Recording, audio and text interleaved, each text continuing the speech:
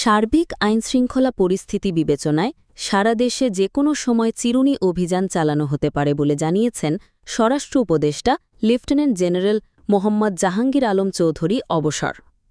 রবিবার ১৩ জুলাই আইনশৃঙ্খলা সংক্রান্ত উপদেষ্টা পরিষদ কমিটির ১১তম সভা শেষে এ তথ্য জানান তিনি। মিটফোর্ড হত্যাকাণ্ডের বিষয়ে সবচেয়ে বেশি আলোচনা হয়েছে। এ ধরনের ঘটনা কোনো সভ্য সমাজে মেনে নেওয়া যায় না।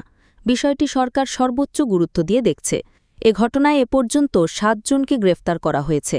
তাদের মধ্যে ৬ জনকে ভিডিও ফুটেজের মাধ্যমে শনাক্ত করা হয়। এ হত্যার ঘটনায় আইনশৃঙ্খলা বাহিনীর কোনো শিথিলতা ছিল কিনা সেটাও খতিয়ে দেখা হচ্ছে। এ হত্যাকাণ্ডের বিচার দ্রুত বিচার ট্রাইব্যুনালে করার সিদ্ধান্ত হয়েছে। মিটফোর্ড হত্যাকাণ্ড সহ সারা দেশে আরও যেসব হত্যা ও অন্যান্য ঘটনা ঘটেছে সব বিষয়ে আলোচনা হয়েছে। সব অপরাধীকে আইনের আওতায় আনা হবে। খুলনা হত্যাকাণ্ডের ঘটনায় ১ জনকে গ্রেফতার করা হয়েছে। এসব ঘটনার সুষ্ঠু বিচার নিশ্চিত করার জন্য সরকার কাজ করে যাচ্ছে। আইনশৃঙ্খলা বাহিনীও এসব বিষয়ে তৎপর রয়েছে। ঘটনা ঘটার সঙ্গে সঙ্গে অপরাধীদের আইনের আওতায় আনার চেষ্টা করা হচ্ছে। আইনশৃঙ্খলা পরিস্থিতি নিয়ন্ত্রণে বাহিনীগুলোর পাশাপাশি ছাত্র জনতাসহ সবাইকে ভূমিকা রাখার আহ্বান জানিয়েছেন স্বরাষ্ট্র উপদেষ্টা। তিনি বলেন, কেউ যাতে আইন নিজের হাতে তুলে না নেয়। কোনো ঘটনা ঘটলে সেটা যাতে দ্রুত আইনশৃঙ্খলা বাহিনীকে জানানো হয়।